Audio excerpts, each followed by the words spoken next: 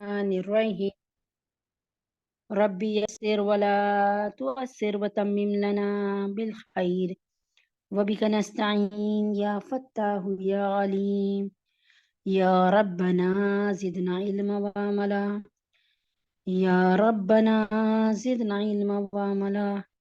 رب اغفر وارحم وأنت خير الراحمين رب اغفر رب اغفر وارحم وأنت خير الراحمين رب اغفر وارحم وأنت خير الراحمين اللهم أنت السلام ومنك السلام تباركت يا ذا الجلال والإكرام يا ربنا زدنا علما وعملا رب اغفر وارحم وأنت خير الراحمين رب اغفر وأنت خير الراحمين الله أكبر كبيرا والحمد لله كثيرا سبحان الله بكرة وأصيلا يا ربنا زدنا علما وعملا رب اغفر وارحم وأنت خير الراحمين الله أكبر كبيرا اللهم انفعني بما علمتني وعلمني ما ينفعني بما علمتني الله أكبر كبيرا اللهم انفعني بما علمتني وعلمني ما ينفعني وزدنا علما وزدنا علما وزدنا علما وعملا الحمد لله على كل حال وأعوذ بالله من أهل النار من حال أهل النار اے اللہ پاک ہر حال میں تیرا شکر ادا کرتے ہیں اور اللہ اپنے حبیب کے طفیل میں یا اللہ ہر حال میں تیرا شکر ادا کرتے ہیں یا اللہ نبی اکرم صلی اللہ علیہ وسلم کے طفیل میں ہم سب پر اپنا کرم فرما دے ہمیں سب کو اپنے رستے پہ لگا دے اپنے رستے سے جوڑ دے اے اللہ اپنے رستے سے نہ توڑ ہمیں اے اللہ اے اللہ اے اللہ اے اللہ آپ اگر ہمیں جنت میں بھیج دیں گے تو آپ کا کیا جائے گا کچھ نہیں الحمدللہ رب العالمین کہ آپ بہنیں پھر جمعہ ہفتہ اتوار گزار کے آ گئیں پھر اللہ کی محفل میں شریک ہو گئیں پھر اللہ کی میٹنگ میں بیٹھ گئیں اللہ رب العزت آپ کی جان مال ایمان میں برکت عطا فرمائے آپ کی عزت آبرو کی حفاظت فرمائے آپ کے رزق میں ڈھیروں ڈھیروں برکت عطا فرمائے یہ وہ دعائیں ہیں جو الحمدللہ رب العالمین دل سے خود ہی نکلتی ہیں اور یہ محرومی ہے ان لوگوں کے لیے جو پہلے نہیں آ پاتے جڑ نہیں پاتے تو بہرحال اللہ تبارک تعالیٰ سب کو آنے کی اب تھوڑا سا آپ لوگ بھی دیکھ لیا کریں کہ آپ کا کون سا جاننے والا نہیں آیا اس کو کہہ دیا کریں تاکہ آپ کا صدقہ جاریہ تیار ہو جائے اعوذ باللہ من الشیطان الرجیم بسم اللہ الرحمن الرحیم میٹنگ صرف 50 منٹ کی رہ گئی ہے جو حالات ہیں جتنا تیزی سے پیچھے آ رہا ہے وقت تو اس میں ایسے ہی ہے آپ نے دیکھا ہوگا عشاء کہاں 9 ساڑھے 9 کے قریب پونے 9 کے قریب ہوتی تھی کہاں عشاء پونے 7 تک آ گئی ہے سنا ہے کہ 6:30 تک بھی آ جائے گی یعنی کہنے کا مقصد یہ ہے کہ 2-3 گھنٹے کا گیپ پڑ گیا فجر میں عشاء میں اور عصر میں اور مغرب میں یعنی تقریباً ظہر کے علاوہ ساری چاروں نمازوں میں اس کا فرق نمایاں نظر آ رہا ہے خیر وہ دن نہیں رہے تو پھر یہ دن بھی نہیں چل یعنی یہ تو لگا ہی ہوتا رہے گا اعوذ باللہ من الشیطان الرجیم بسم اللہ الرحمن الرحیم عن ابن عمر قال قال رسول اللہ صلی اللہ علیہ وآلہ وسلم بنی الاسلام علی خمس شہادتی اللہ الہ الا اللہ وان محمدا عبدہ ورسولہ وإقام الصلاة وإيتاء الزکاة والحج والصوم رمضان حضرت عبداللہ بن عمر رضی اللہ تعالیٰ عنہ نے نبی اکرم صلی اللہ علیہ وسلم کا ارشاد نقل فرمایا ہے کہ اسلام کی بنیاد 5 چیزوں پر ہے، 5 ستونوں پہ ہے. سب سے اول لا الہ الا اللہ محمد رسول اللہ کی گواہی دینا، یعنی اس بات کا اقرار کرنا کہ اللہ کے سوا کوئی معبود نہیں ہے اور محمد صلی اللہ علیہ وسلم اللہ کے بندے اور ان کے بھیجے ہوئے رسول ہیں. اس کے بعد نماز کا قائم کرنا، زکوٰۃ کا ادا کرنا، حج کرنا، رمضان المبارک کے روزے رکھنا. یہ پلر آف اسلام ہے. پلر آف اسلام یعنی اسلام کی بلڈنگ ان پر قائم ہے. اگر آپ، ایک مثال ہے، آپ جس کمرے میں بیٹھی ہیں، مطلب ایک مثال ہے میں بتا رہی ہوں، اگر آپ کسی گھر کے کمرے کی ایک دیوار توڑ دیں گی تو تھوڑے دنوں بعد چھت نیچے گر جائے گی. 4 دیواروں نے مل کر تقریباً تھاما ہوا ہوتا ہے اس چھت کو. تو یہ 5 ستونوں نے مل کر اسلام کی بلڈنگ کو، اسلام کی بنیاد کو، اسلام کے کمرے کو، اسلام کی عمارت کو تھاما ہوا ہے. 5 چیزیں ایمان کے بڑے اصول اور اہم ارکان ہیں. نبی اکرم صلی اللہ علیہ وسلم نے اس پاک حدیث میں بطور مثال کے اسلام کو ایک خیمہ کے ساتھ تشبیہ دی ہے جو 5 ستونوں پر قائم ہوتا ہے. بس کلمہ شہادت خیمہ کی درمیانی لکڑی کی طرح ہے. اب آپ دیکھیں نا، سب سے پہلے درمیانی لکڑی لگتی ہے بیچوں بیچ. جب یہ ٹینٹ وغیرہ لگتے ہیں تو غور کر لیں، جو خیمے جب لگتے ہیں، ٹینٹ شادی کے لیے لگتے ہیں یا کوئی خدا نخواستہ فوت ہو جائے تو. اور پھر بقیہ چاروں ارکان بمنزلہ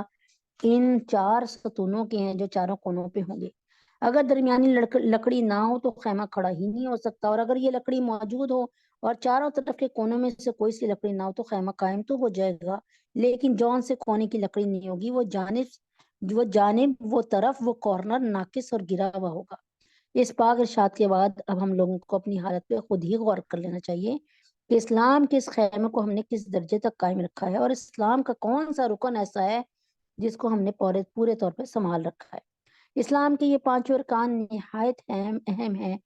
حتیٰ کہ اسلام کی بنیاد انہی کو قرار دیا گیا ہے، اور ایک مسلمان کے لیے بحیثیت مسلمان ہونے کے ان سب کا اہتمام کرنا، ان سب کو ماننا،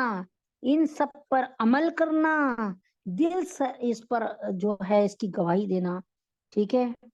ایک مسلمان ہونے کے ان سب کا اہتمام نہایت ضروری ہے. مگر ایمان کے بعد سب سے اہم چیز نماز ہے. حضرت عبداللہ بن مسعود فرماتے ہیں کہ میں نے حضور پاک صلی اللہ علیہ وسلم سے دریافت کیا کہ اللہ تعالیٰ کے ہاں سب سے محبوب عمل کون سا ہے؟ ارشاد فرمایا نماز. میں نے عرض کیا اس کے بعد؟ ارشاد فرمایا والدین کے ساتھ حسن سلوک. میں نے عرض کیا اس کے بعد کون سا؟ ارشاد فرمایا جہاد. ملا علی قاری رحمہ اللہ فرماتے ہیں کہ اس حدیث میں علماء کی اس قول کی دلیل ہے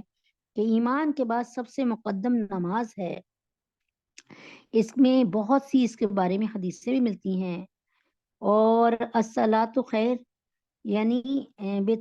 نماز کا پڑھنا بہت بہترین عمل ہے جو اللہ تعالیٰ نے بندوں کے لیے مقرر فرمایا ہے. وہ نماز ہے جو اللہ تعالیٰ نے بہترین عمل بندوں کے لیے مقرر فرمایا، اور فرمایا کہ تمہارے سب اعمال میں سب سے بہتر عمل نماز ہے. چنانچہ جامع صغیر میں حضرت سبحان ابن عمر ابو امامہ عبادہ رضی اللہ تعالیٰ عنہم سے یہ حدیث نقل کی گئی ہے، اور حضرت ابن مسعود اور انس رضی اللہ عنہ سے اپنے وقت پر نماز کا پڑھنا افضل ترین عمل نقل کیا گیا ہے. حضرت ابن عمر رضی اللہ تعالیٰ عنہ اور ام فروہ رضی اللہ تعالیٰ سے اول وقت نماز پڑھنا نقل کیا گیا ہے. مقصد سب کا قریب ایک ہی ہے کہ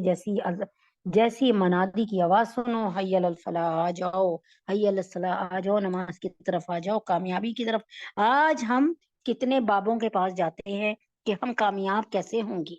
ہمارا بزنس کیسے، کاروبار کیسے کامیاب ہوگا، ہم اپنی ازدواجی زندگی کو کیسے کامیاب بنائیں. میاں کہہ رہے کہ بیوی میرے قابو میں نہیں ہے، بات نہیں مانتی، بیوی کہتی ہے میاں میرے قابو میں نہیں ہے، بات نہیں مانتا. تو یہ شادی شدہ لائف کو، میرڈ لائف کو کیسے کامیاب بنائیں، اپنے گھر کے ماحول کو صحیح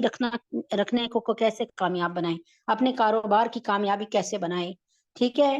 تو یہ کہ کامیاب زندگی کیسے گزاریں، ایک بار عمل یعنی جو ہے کہ بھئی یہ کیسے کریں. تو مؤذن اذان دیتے ہوئے فرماتا ہے حی علی الفلاح، حی علی الصلاح، آ جاؤ حی علی الصلاح، آؤ نماز کی طرف آ جاؤ. جب تم نماز کی طرف آؤ گے تو حی علی الفلاح، تو تم کامیابی کے راستے پہ آ گئے.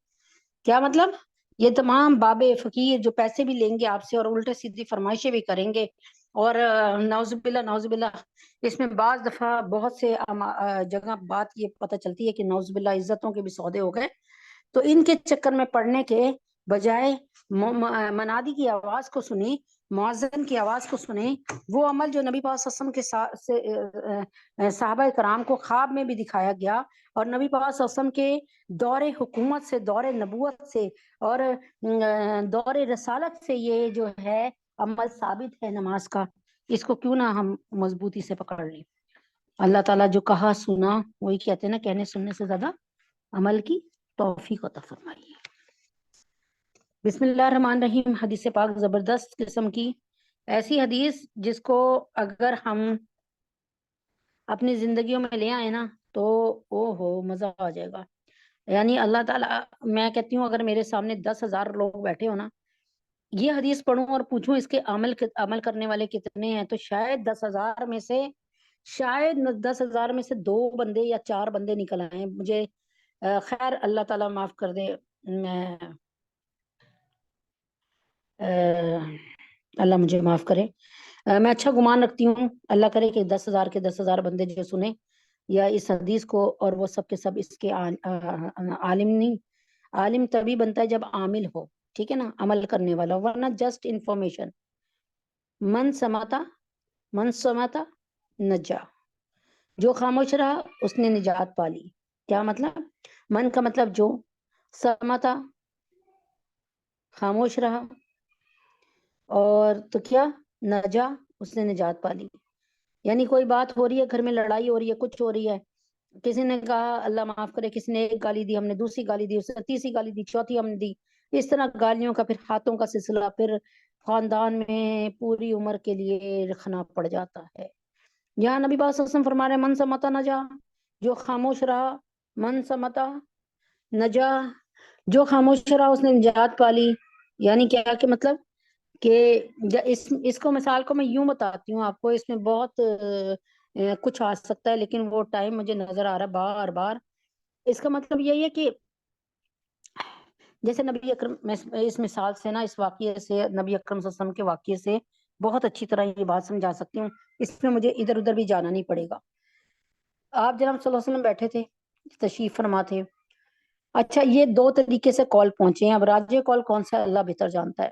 جو زیادہ سنا ہے وہی عرض کر دیتی ہوں. اور ایک نبی پاک صلی اللہ علیہ وسلم کے ساتھ حضرت ابوبکر صدیق بھی بیٹھے تھے. ایک بدو آئے کہیں سے، غالباً صحابی ہوں گے یا کوئی بدو ہوں گے، صاحب بدو ہوں گے. بدو کہتے ہیں یہ جو دہقان وغیرہ نا، جو پڑھے لکھے لوگ نہیں ہوتے، مطلب یہ زیادہ تر ایسے ہی کہلاتے ہیں کہ کسان دہقان. ایک بدو آئے، وہ حضرت ابوبکر صدیق رضی اللہ تعالیٰ عنہ سے لڑے جائیں، کہتے ہیں 2 گھنٹے تقریباً لڑتے رہے، یعنی بہت دیر لڑتے رہے. اللہ کے نبی اکرم صلی اللہ علیہ وسلم پوری لڑائی کے درمیان مسکراتے رہے، اور وہ بات بالکل بدو غلط کر رہا تھا، غلط الزام لگا رہا تھا، غلط لڑائی کر رہا تھا. اب وہ کہتے ہیں نا پیمانہ لبریز ہو ہی جاتا ہے. تو حضرت ابوبکر صدیق کا بھی رضی اللہ تعالیٰ عنہ کا بھی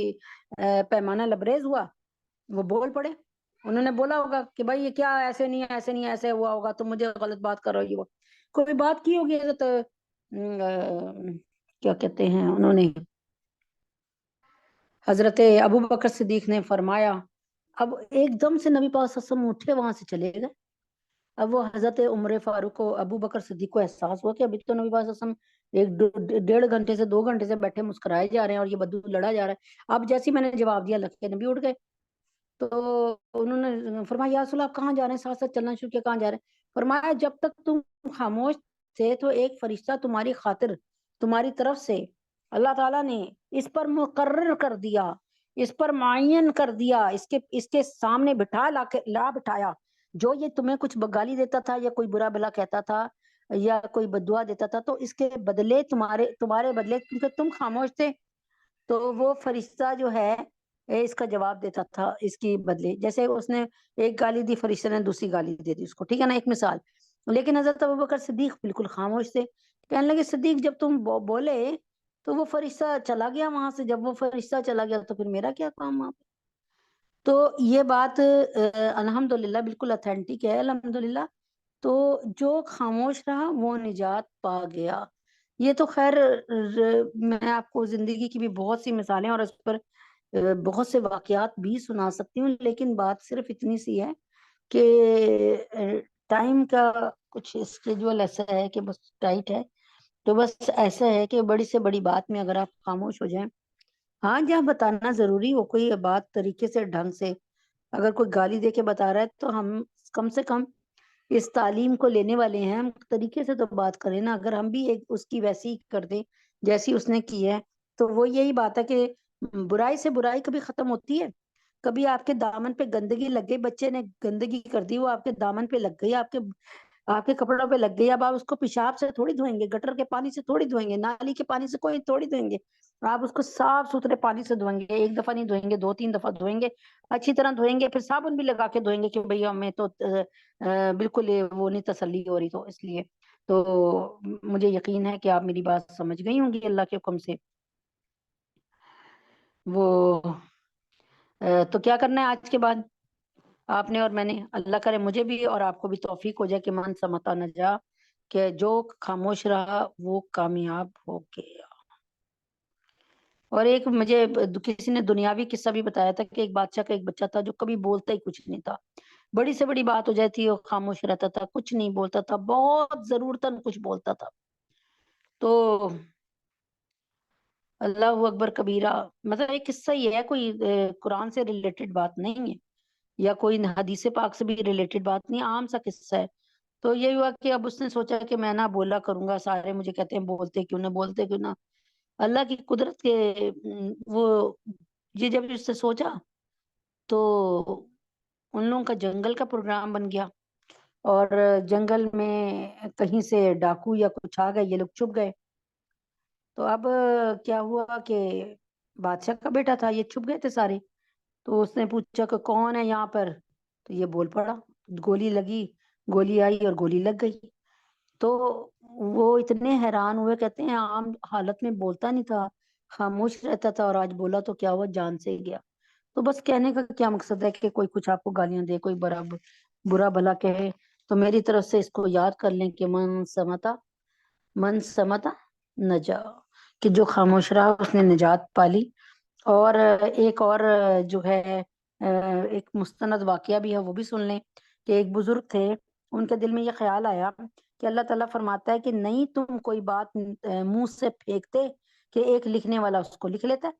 یعنی کوئی بات ابھی منہ سے نہیں نکالتے ہو کہ لکھنے والا لکھ لیتا ہے اس کو، جیسی تمہاری منہ کی بات ادا ہوئی ویسے ہی وہ لکھی گئی۔ تو انہوں نے اللہ تعالیٰ سے دعا کی کہ اللہ تعالیٰ مجھے تو یہ سمجھ نہیں آ رہا، ہم اتنی گفتگو کرتے ہیں تو کیسے لکھی جاتی ہے اتنی لمبی گفتگو نا، 2 2 گھنٹے بول رہے ہیں، اب میں کہوں کہ یہ فرشتے میری گفتگو لکھ رہے ہوں گے، ایک ابھی لفظ میرا ختم نہیں ہوتا دوسرا لفظ شروع ہو جاتا ہے، تو یہ کیسے لکھ رہے ہوں گے؟ بہرحال انسانی ذہن ہے نا، تو انسانی ذہن میں یہ بات آ گئی، یہ تو اللہ کی باتیں، اللہ تعالیٰ تو اس سے بھی زیادہ بڑھ کے سب کچھ کر سکتے ہیں، بہرحال اللہ تو ہماری مووی بھی بنا سکتے ہیں، سامنے رکھ سکتے ہیں، اور یہ ہوتا ہے کہ بن رہی ہے ہماری مووی۔ تو کہنے کا کیا مقصد تھا کہ ایک دم سے نا کیا ہوا کہ انہوں نے جب یہ بزرگ نے بات کی تو تھوڑے دیر بعد یا تھوڑے دنوں بعد ان کا دروازہ کھٹکھٹایا گیا، تو انہوں نے کہا کون، دروازے پہ آ کر کون، تو دوبارہ دروازہ نہیں کھولا ابھی انہوں نے کہ جواب ملے گا تو کھولوں گا، پھر دوبارہ کسی نے دروازہ کھٹکھٹایا، آپ نے کہا کون، تو پھر جواب نہیں آیا، پھر دروازہ کھٹکھٹائے گا، تو غصے میں دروازہ کھول کے کہتے ہیں دیکھا کہ ایک آدمی ہے، اس کے ہاتھ میں ایک رجسٹر ہے، اور ایک اس میں 2 دفعہ لکھا ہے کون کون، ایک دم سے بات کو سمجھ گئے کہ یہ تو اللہ کی طرف سے کام ہو رہا ہے، کہنے لگے تم اتنی سی بات بھی لکھ دیتے ہو میری، یہ بھی تم نے لکھ لیا کہ کون کون، یہ 1 منٹ کے اندر ٹائپنگ ہو کے آ گیا، منٹ کیا بہت، جیسے اس کے منہ سے نکلی وہ ٹائپ ہو کے آ گیا کہ تم اتنی سی بات بھی لکھ لیتے ہو۔ اس کے بعد وہ بزرگ کہتے ہیں، یعنی ان بزرگ کے متعلق کہا جاتا ہے کہ وہ جب تک زندہ رہے انہوں نے ایک لفظ بھی نہیں منہ سے نکالا، یعنی کوئی ایسی جو گھریلو باتیں ہوتی ہیں، دنیاوی باتیں ہوتی ہیں، بس وہ ذکر میں ہی رہتے تھے اللہ تعالیٰ سے، اللہ تعالیٰ کے کام میں ہی لگے رہتے تھے کہ بھائی کہیں میری پکڑ نہ ہو جائے۔ تو کہنے کا کیا مقصد ہے کہ ہم لوگ جو بولتے ہیں نا ٹاکٹیو، ہم لوگ جو بہت زیادہ بولتے ہیں نا، ہر وقت ہم بولتے رہتے ہیں، تو अल्लाह तबारक ताला हम सबको इस पर बस हदायत अता फरमाए कि हम अल्लाह की पाकी को बयान करें और नबी अकरम सल्लल्लाहु अलैहि वसल्लम की हदीस को, उनके कौल को, उनकी सीरत को, उनकी शख्सियत को बयान करें। जितने मर्जी घंटे बोलें, ये हमारे नामा अमाल में हमारी नेकियां ही बन के लिखे जाएंगे। लेकिन खुदारा इन बातों से जो है, फला ने ये किया था, उसने ये किया, मैंने ये जवाब दिया, फिर उसने ये मुझे कहा तो फिर मैंने उस पर ये जवाब दिया, वो ऐसा कमीना है, वो ऐसा, वो है, ये जो हम डेली बातें कर रहे होते हैं ना, दिन रोज, दिन और रातों की बातें, कि अल्लाह ताला इससे हमें महफूज रखे। मेरे ख्याल में काफी हद तक समझ आ गई होगी, इसलिए कोशिश करें कि मैं भी, अल्लाह ताला मुझे भी तौफीक अता फरमाए कि हम वो जो है ना, कहने सुनने से ज्यादा अमल की तौफीक अता फरमाए, कि हम इतना ज्यादा बोले नहीं बल्कि अमल करके दिखाएं लोगों के सामने। तो आज का सूरह अहज़ाब का मैंने आपको बताया था, लेकिन मैं 5 मिनट में फिर सूरह अहज़ाब को जो नए आने वाले हैं उनके लिए करती हूँ, कि हमारी मैनेज हम सबके मामनीन ने, हमारी मैनेजमेंट ने, हमारी जो हैं तमाम साथी जो इस प्रोग्राम को चलाते हैं, पेपर बनाते हैं, पेपर चेक करते हैं, रिजल्ट लगाते हैं, पोस्ट बनाते हैं, पोस्ट रोजाना आपके लिए लगाते हैं,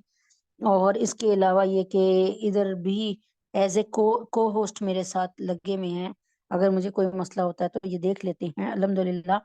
तो कहने का क्या मकसद है, तो अल्लाह ताला इस टीम की जान माल ईमान में बरकत अता फरमाए और अपने यहाँ इनको कबूल फरमा ले। अगर हम कबूल हो गए तो बाकी अल्लाह ताला के हुक्म से हमसे ज़्यादा खुश नसीब कोई नहीं, और अगर कबूल ना हुए तो फिर फिक्र करने की बात है। अल्लाह तबारक ताला हमें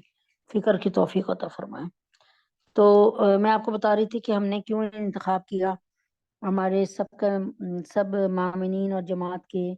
मशवरे से सूरह अहज़ाब को इसलिए तय किया कि अभी भी ये है कि लोग लेप पालक बच्चा बना लेते हैं, और मुतबन्ना यानी ले पालक बच्चा बना लेते हैं, और ले पालक बच्चे को वो जो है बिल्कुल अपना सगा बच्चे की तरह रखते हैं, और बिल्कुल ही उसके साथ ना पर्दे का एहतमाम होता है ना कुछ, और यहाँ तक कि वरासत में भी हकीकी वारिसों के साथ जाती हो जाती है इस वजह से। तो मेरी प्यारी बहनों, अगर जैद और बाकरा की शादी हुई और जैद और बाकरा के बतन से जो बच्चा पैदा हुआ वही उनका अपना हकीकी और सल्बी बेटा होगा। इसको मैं कुरान की एक आयत मिन बैनी सुल्बी व तराइब से साबित कर सकती हूँ, कि मर्द की पीठ और कमर यानी पीठ और सीने के दरमियान से जो बादा निकलता है उससे जो है मादा तौलीद होता है, जो है जो औरत के साथ मिलकर अल्लाह के हुक्म से औरत के उससे मिलके जो है एक बच्चा तख्लीक पाता है। तो अल्लाह रब्बुल इज़्ज़त ने तो आज से 1400 साल, 1450 साल पहले बता दिया कि भाई यहाँ से एक रिप्रोडक्टिव सिस्टम, यानी यहाँ से एक बच्चे पैदा होने की असल कहाँ से है। तो वही आपका असल बच्चा है जो आपके यानी आपके उस जो है आपके बतन से निकले हुए मादे से पैदा हो। इसको यूं समझाया जा सकता है। तो यहाँ पर वहां पर ले पालक बच्चे का बड़ा ही रवाज था। इसको भी, इसको ले लिया जी ले पालक बच्चा बना दिया, उसको ले लिया उसको ले पालक बना लिया। तो खुद नबी अकरम सल्लल्लाहु अलैहि वसल्लम को भी जब आपकी शादी हजरत जैनब हजरत खतीजा रज़ियल्लाहु तआला अन्हा से हुई, तो आपकी पहली बीवी थी। जब आपकी उम्र 25 साल थी, आपकी उम्र मुबारक 25 साल थी, और आपकी 40 साल की ऐसी बेवा जो कि 2 दफा की बेवा थी,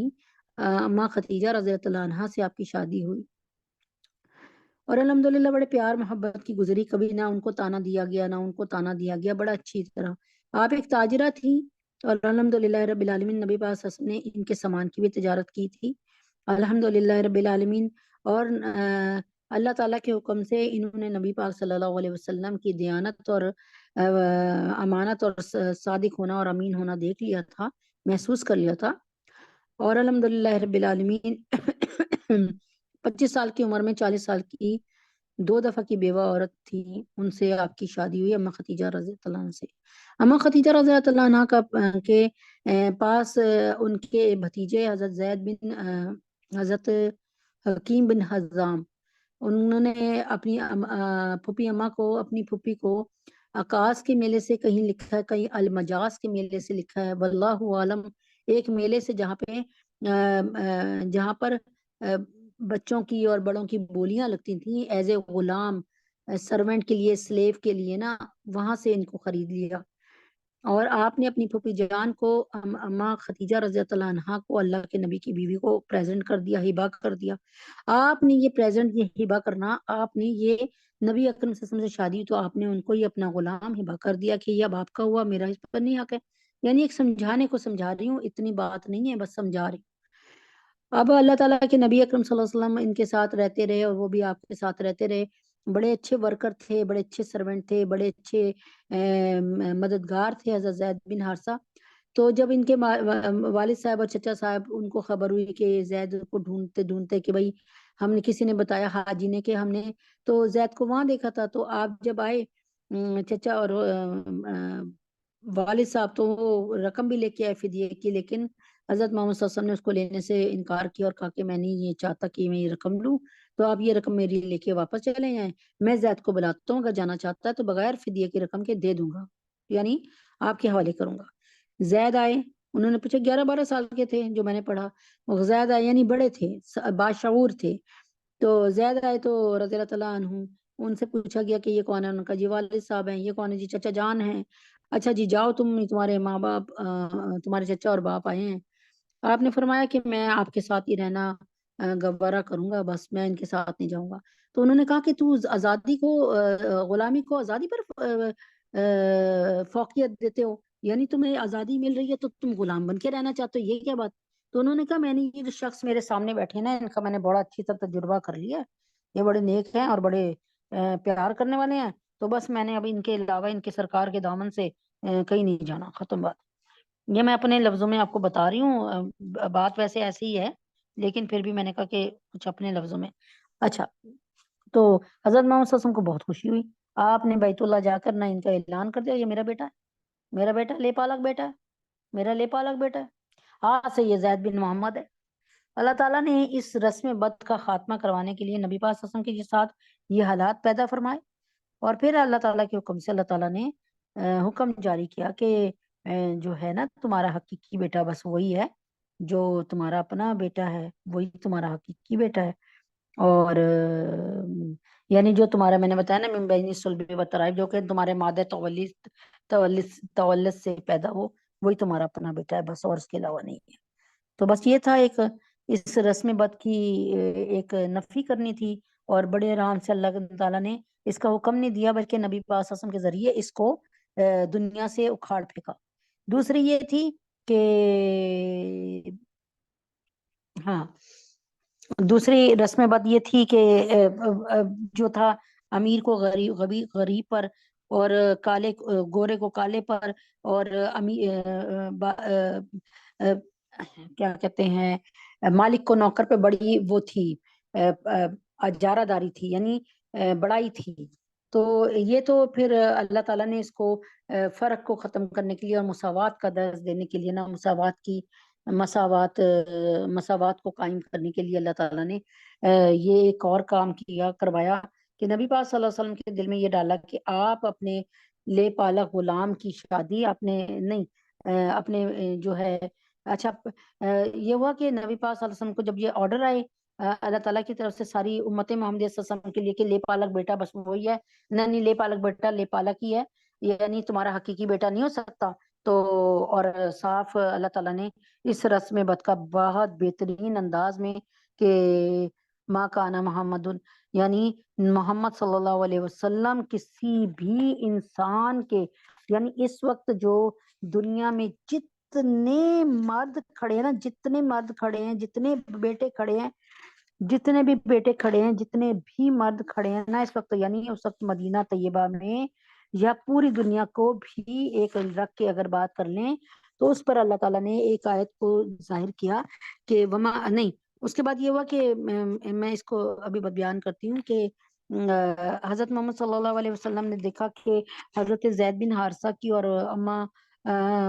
हमारी जैनब बिनते जहाश की आपस में बन नहीं रही। जैनब बिनते जहाश हजरत मोहम्मद सल्लल्लाहु अलैहि वसल्लम की फूफीजाद बहन थी, और نبی پاک صلی اللہ علیہ وسلم نے اس فرق کو ختم کرنے کے لیے نا کہ بھائی کسی کسی انسان کو کسی پر برتری حاصل نہیں ہے، یعنی ہے نا کیا ہے اس کا آیت ہے کہ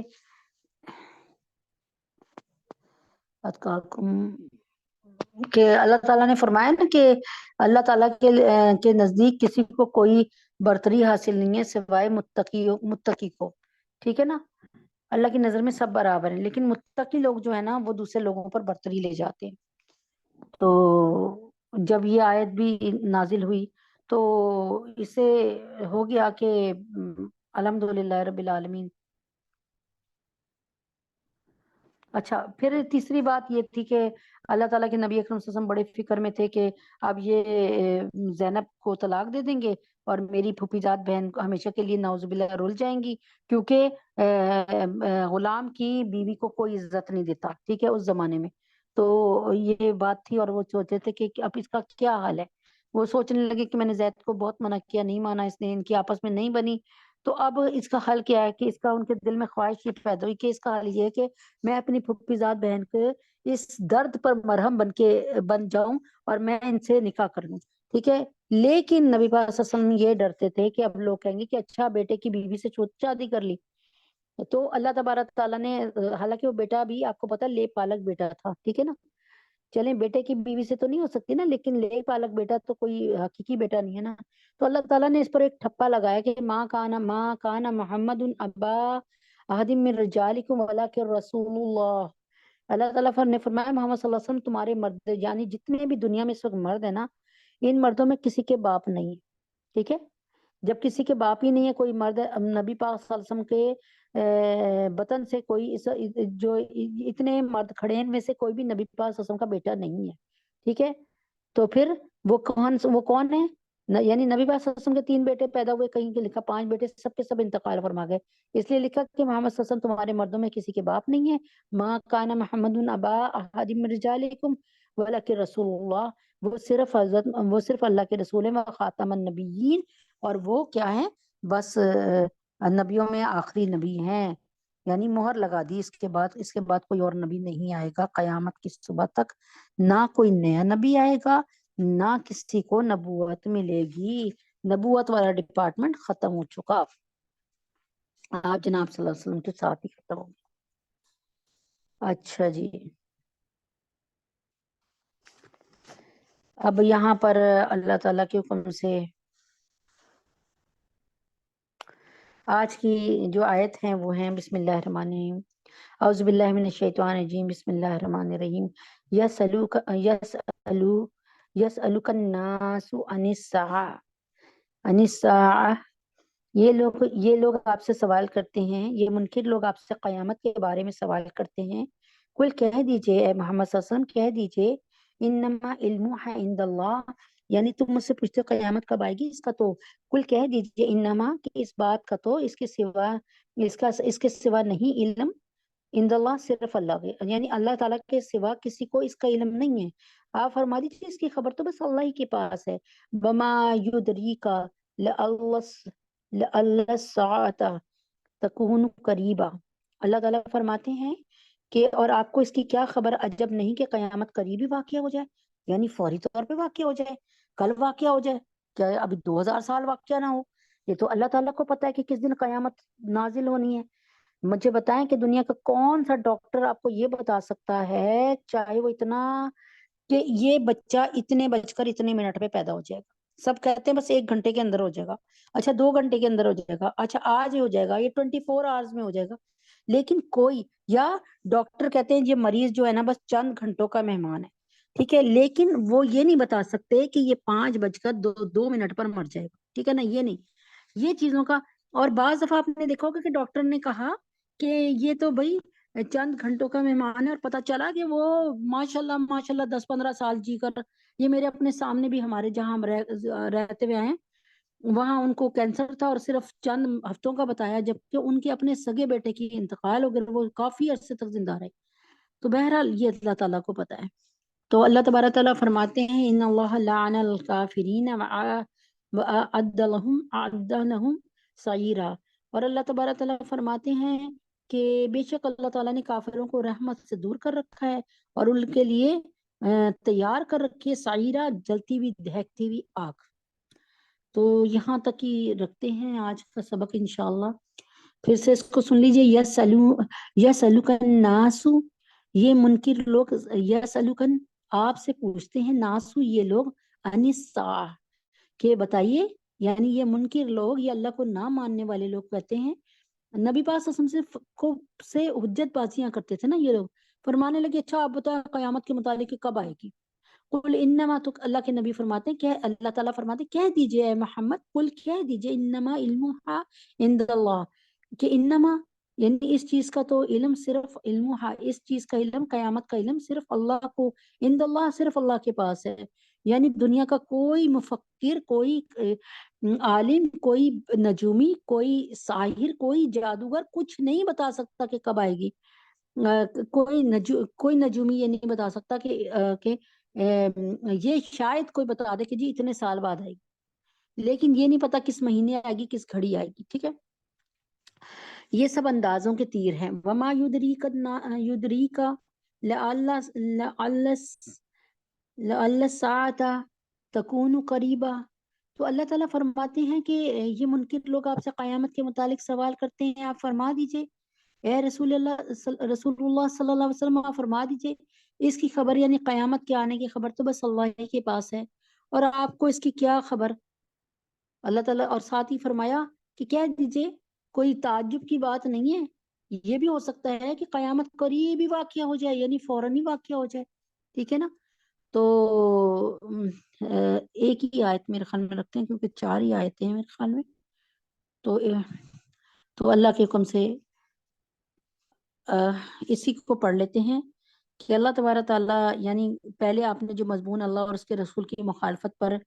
اور جو اللہ تعالیٰ نے کافروں کو اور مشرکین اور منافقین کو تنبیہ کی تھی اور یہودیوں کو، یہ اسی کا بیان ہوتا چلا آ رہا ہے۔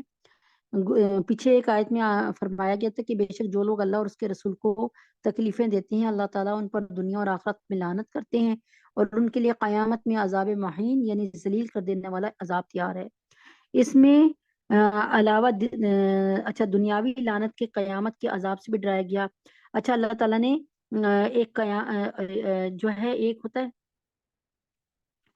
یہاں پر اللہ تعالیٰ بتا رہے ہیں کہ دیکھو اگر تم یہ حرکتیں کرو گے تو قیامت میں تم ذلیل و خوار ہو جاؤ گے۔ اللہ اور اللہ کے رسول کی مخالفت کرنے والے منافقین، یہود وغیرہ اس آخرت کے عذاب کو اس پر کب یقین کرتے تھے؟ بلکہ آپ نے پڑھا ہوگا سورہ ملک میں پڑھا ہوگا نا کہ وہ کہتے تھے وَيَقُولُونَ مَتَّى هَٰذَا الْوَعْدُ إِن كُنتُمْ صَادِقِينَ، اے محمد صلی اللہ علیہ وسلم اگر آپ سچے ہو تو بتاؤ کہ قیامت کب نازل ہوگی، بتاؤ۔ تو اللہ تعالیٰ نے فرمایا کہہ دو کہ اس کا علم تو صرف اللہ رب العزت کو ہے، مجھے تو کچھ نہیں پتا، ٹھیک ہے؟ تو یہ نبی پاک صلی اللہ علیہ وسلم کا مذاق اڑاتے تھے اور کہتے تھے آپ کہتے ہیں کہ بعد مرنے کے بعد زندگی ہے، آپ تو ہمیں یہ بتاتے ہیں کہ بعد مرنے کے زندہ ہونا ہے، زندگی ہے، تو میرے دادا مرے تھے اب تک کیوں نہیں زندہ ہو کے آئے، میرا چچا مرا ہے تو وہ کیوں نہیں زندہ ہو کے آیا؟ اس طرح جا کر نا نبی اکرم صلی اللہ علیہ وسلم کا مذاق اڑاتے تھے اور ان کو تنبیہ کرتے تھے اور کہتے تھے یہ کیا آپ ڈراتے رہتے تھے، وَيَقُولُونَ مَتَّى هَٰذَا الْوَعْدُ إِن كُنتُمْ صَادِقِينَ، آپ ہمیں ڈراتے رہتے ہیں، عذاب آنے والا ہے اللہ کا، قیامت آنے والی ہے، تو آپ بتائیے کب آئے گی؟ اگر آپ اتنے علم والے ہیں تو بتائیں تو صحیح۔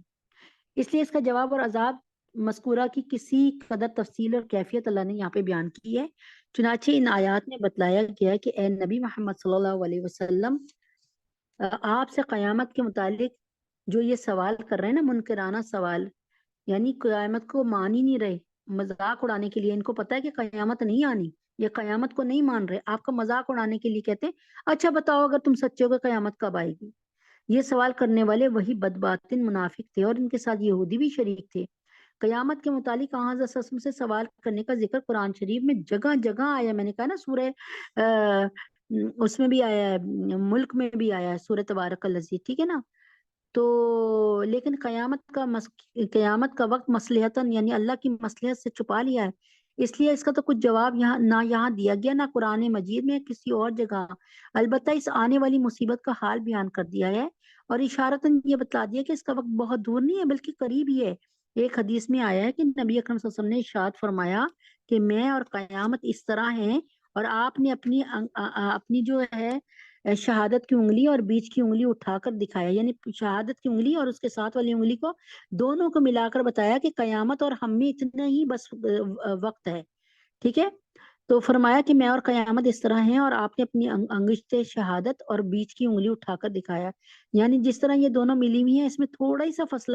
فصل ہے، یعنی آپ کو پتہ نا آپ کی انگلیوں میں تھوڑا فاصلہ ہے نا، بالکل تھوڑا فاصلہ۔ تو فرمایا کہ بس اتنا ہی فاصلہ ہے، یعنی جس طرح یہ دونوں ملی ہوئی ہیں اس میں تھوڑا ہی فاصلہ ہے، اسی طرح قیامت کبریٰ اور میری باسط ملی ہوئی ہے، یعنی میرا آنا اور قیامت کا آنا، بڑی قیامت کا آنا، یعنی کوئی مرتا ہے نا تو اس کی تو قیامت آ جاتی ہے، اسے قیامت صغریٰ کہتے ہیں، ٹھیک ہے نا۔ ہم کہتے ہیں نا ان کے گھر میں تو بڑی قیامت آ گئی، اب جیسے فلسطین پر اس وقت کیسی قیامت آئی ہوئی ہے، ٹھیک ہے نا، لیکن اب اس وقت یہ تو نہیں کہہ سکتے نا کہ پوری دنیا پہ قیامت آ گئی، ٹھیک ہے نا، غز یہ قیامت قریبی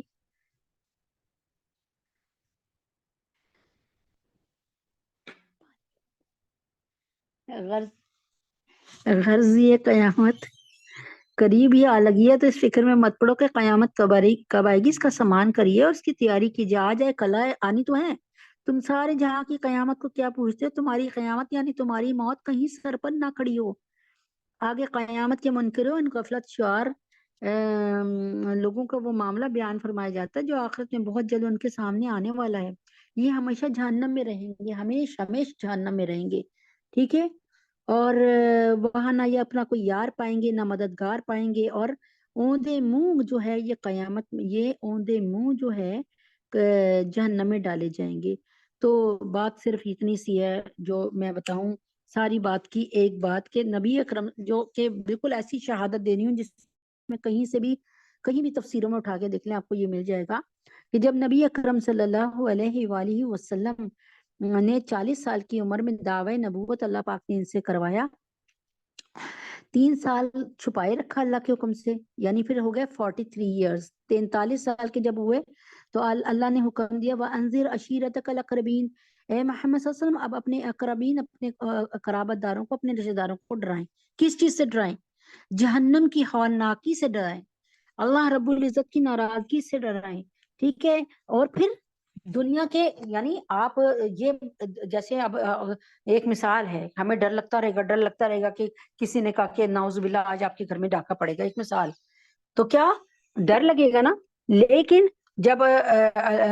ہمیں ایک بات بتانے والے نے، مخبر صادق ہمارے نبی نے بتا دی کہ آپ آیت الکرسی پڑھ لیں، آپ اپنا انتظام کریں اور اللہ پر چھوڑ دیں، تو اللہ تبارک تعالیٰ کی ذات سے کیا بعید کہ اللہ تبارک تعالیٰ ہمیں ایسا کر دیں کہ ہمیں بلا دیں اور وہ سکینہ نازل کر دیں، اور وہ اصحاب کہف کے جیسے اصحاب کہف والوں کو 309 سال سلایا، اور وہ کہہ رہے ہیں جی لگتا ہے کہ ہم صبح سوئے تھے ہم شام کو اٹھ گئے، بس اتنا، یا کوئی کہہ رہا ہے میں عصر سے عصر تک سویا ہوں، کل عصر سے پہ سویا تھا آج عصر پہ اٹھ گیا۔ وہ تو جب بحثیں اتنی ہو رہی تھی اس کے بعد انہوں نے اپنے اپنے ناخنوں پہ غور کیا اور اپنے اپنے بالوں پہ غور کیا، تو پتہ چلا کہ ناخن تو ایسے بڑے میں اتنے لمبے لمبے ہو گئے، اور تو اب پھر بتایا کہ یہ تو اللہ کو پتا ہوگا ہم کتنا سوئے ہیں، اب ہمیں نہیں پتا، ظاہر ہے ایک دن میں ناخن اور بال تو لمبے نہیں نا اتنے ہو سکتے۔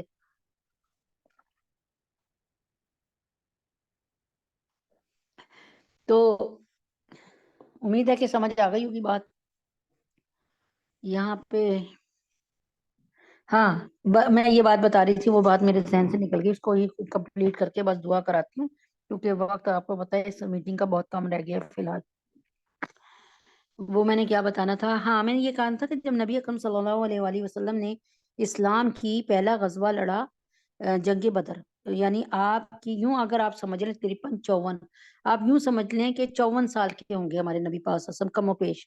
ٹھیک ہے نا، اس پر کوئی وہ نہیں ہوتا کہ میں کہوں نہیں، یہ کم و بیش 54 سال کے ہوں گے نبی اکرم صلی اللہ علیہ وسلم، ٹھیک ہے، کیونکہ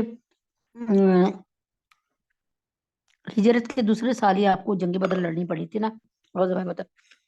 تو نبی پاک صلی اللہ علیہ وآلہ وسلم نے جب یہ لڑائی ختم ہوئی تو پھر جو ہے جو کفار کی لاشیں تھیں، کفار نے ان لاشوں کو پتہ کیا، ان لاشوں کو ایک گڑھے میں، ایک کھائی میں ڈال دیا، ٹھیک ہے نا، ایسی بس مر گئے تھے تو ظاہر ہے اٹھا کے مکہ تو لے جا نہیں سکتے تھے، اتنی دور آئے تھے، تو انہوں نے اس کھائی میں اس طرح اپنے مردوں کو پھینک دیا۔ اب نبی اکرم صلی اللہ علیہ وسلم کو پتا تھا کہ کفار نے اپنے مردوں کو ادھر پھینکا ہے، ٹھیک ہے نا، سمجھانے کو بھی اس کو بتا رہی ہوں آپ کو۔ اب نبی پاس جب رات ہو گئی نا، جب شام ہو گئی، جب یہ جنگ بندی ہو گئی، اب جنگ مطلب نبی پاک صلی اللہ علیہ وسلم نے جیت لی الحمدللہ، تو نبی اکرم صلی اللہ علیہ وسلم اس گڑھے کے پاس جو وہ کھائی تھی، وہ جو دو پہاڑوں کے درمیان جگہ تھی، ادھر آئے اور نبی پاک صلی اللہ علیہ وسلم نے اپنے دونوں ہاتھوں کو اپنے منہ کے دائیں بائیں رکھ کے فرمایا کہ کیا تم اللہ کا عذاب یعنی اللہ کا وعدہ ہوتا دیکھ رہے ہو، سچا ہوتا دیکھ رہے ہو؟ کیونکہ یہ کہتے ہیں نا متی ھذا الوعد ان کنتم صادقین، اگر تم سچے ہو تو بتاؤ کب موت آئے، کب قیامت آئے گی۔ تو یہ بات تو اللہ کے نبی نے بتا دی تھی کہ ہر شخص جب مرتا ہے تو اس کی قیامت طے ہو جاتی ہے، اس کے لیے تو وہ قیامت ہی ہوتی ہے نا موت۔ اچھا، تو پھر آپ نے فرمایا دونوں ہاتھ رکھ کے بلند آواز سے، کیا تم نے اللہ کے وعدوں کو سچا ہوتا دیکھ رہے ہو؟ تو ابو جہل کو کیا تھا نا مخاطب، ابو جہل کو مخاطب کیا تھا، اے ابو جہل، ابو جہل کیا تم اللہ کے وعدوں کو سچا ہوتے دیکھ رہے ہو؟ 3 دفعہ فرمایا، اور تینوں دفعہ اس نے یہی کہا کہ ہاں اے محمد صلی اللہ علیہ وسلم، میں اللہ کے وعدے کو اپنی آنکھوں سے سچا ہوتا دیکھ رہا ہوں، ٹھیک ہے نا۔ تو کہنے کا یہ مطلب ہے کہ جس کی موت آ گئی اس کی قیامت ڈکلیئر ہو گئی، اس کی قیامت ہو گئی۔ اب یہ اور بات ہے کہ جیسے زلزلوں میں کئی لوگ بالکل ہی خیر و خیریت سے ان کے گھر بھی بچ جاتے ہیں اور وہ بھی بچ جاتے ہیں، تو کسی کی قیامت یعنی کسی کی موت جو ہے وہ اس کے لیے واپسی کا بہترین سفر بن جائے، یعنی دنیا میں تو اس کو چوٹیں بھی لگ رہی ہیں اور اس کو مشکلیں بھی آ رہی ہیں، پریشانیاں بھی آ رہی ہیں، لیکن آخرت میں اس پر جیسی اس کو موت آتی ہے تو کیا اللہ تعالیٰ کے نبی نے کیا فرمایا کہ قبر آخرت کی منزلوں میں پہلی منزل ہے، اور جس کی یہ منزل صحیح ہو جائے گی تو اس کی ساری منزلیں صحیح ہو جائیں گی۔ تو اور نبی پاک صلی اللہ علیہ وسلم کی ایک اور بات کہ قبر 2 طرح سے تیار ہوتی ہے، جنت کے باغوں میں سے ایک باغ بنا دی جاتی ہے نیک انسان کے لیے، اچھے انسان کے لیے، جنتی کے لیے، ورنہ جو بد ہوتا ہے اس کے جہنم کے گڑھوں میں سے ایک گڑھا بن جاتی ہے۔ اللہ سے دعا کرتے ہیں، میں بھی آپ بھی، کیونکہ وقت بہت ہی کم ہے اس کا،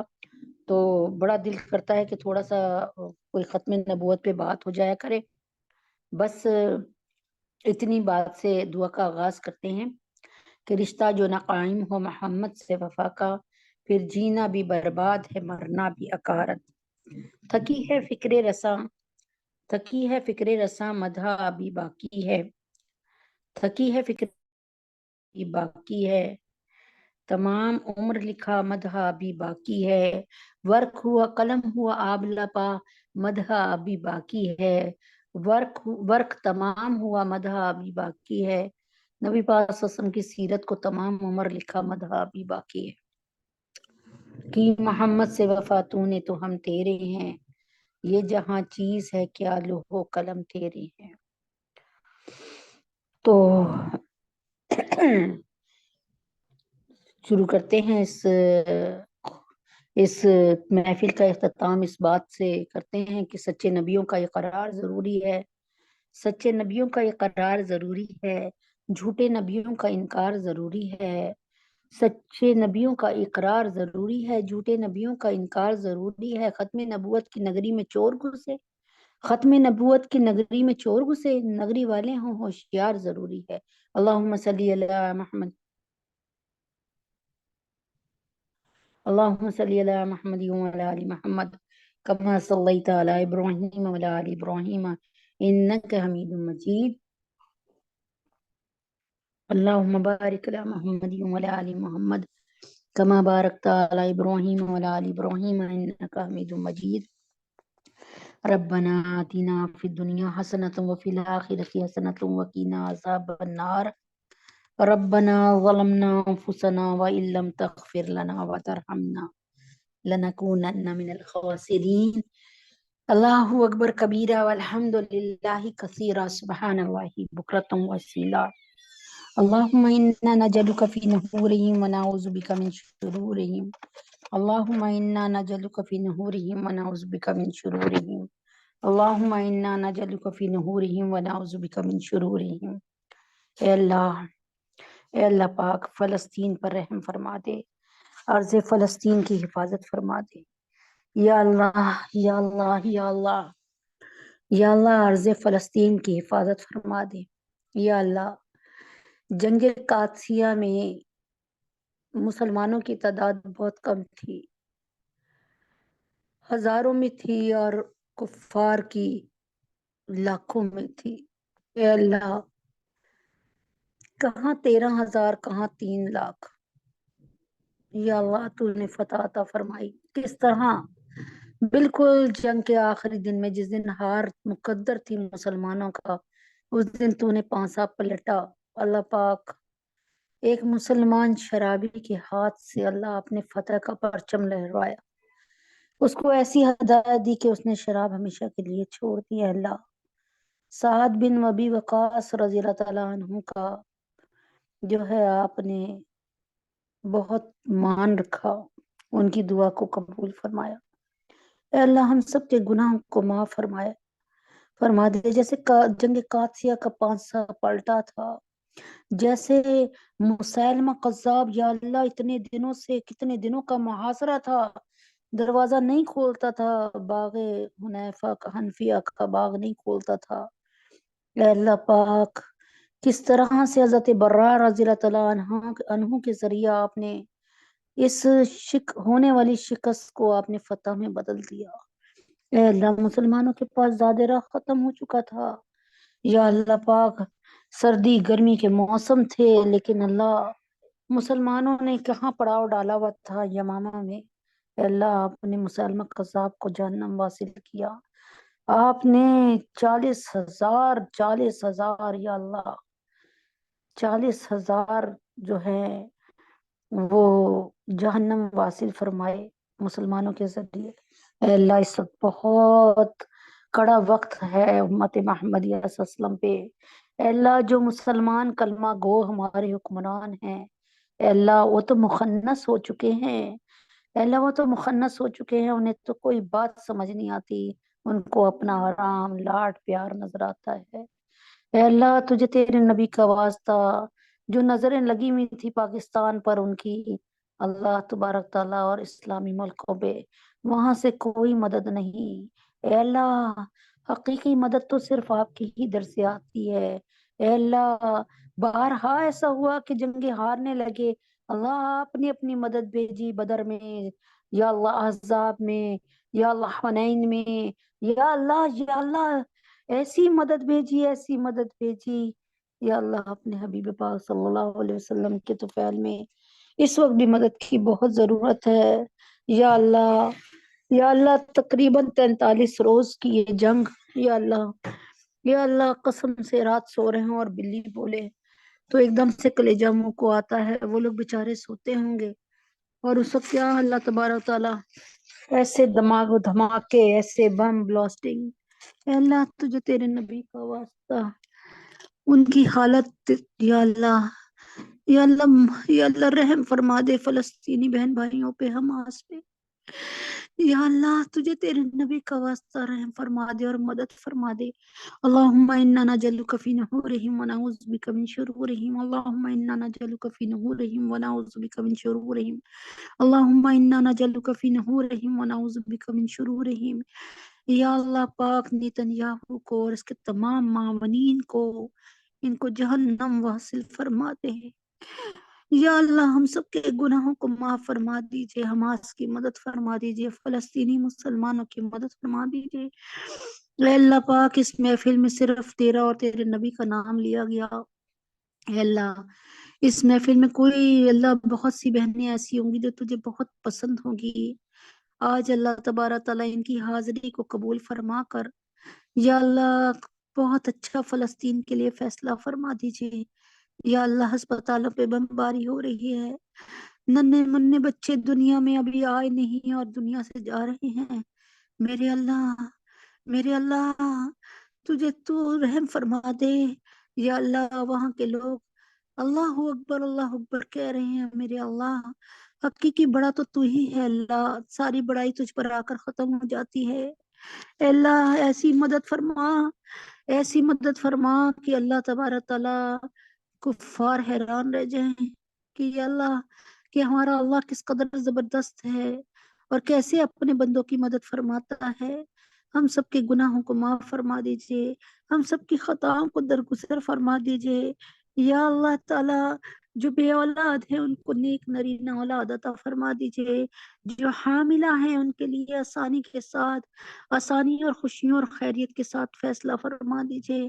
یا اللہ، ان کو خوشیاں عطا فرما دیجئے یا اللہ۔ جن بچیوں کی شادیاں نہیں ہوئی ان کے نیک مقدر کھول دیجئے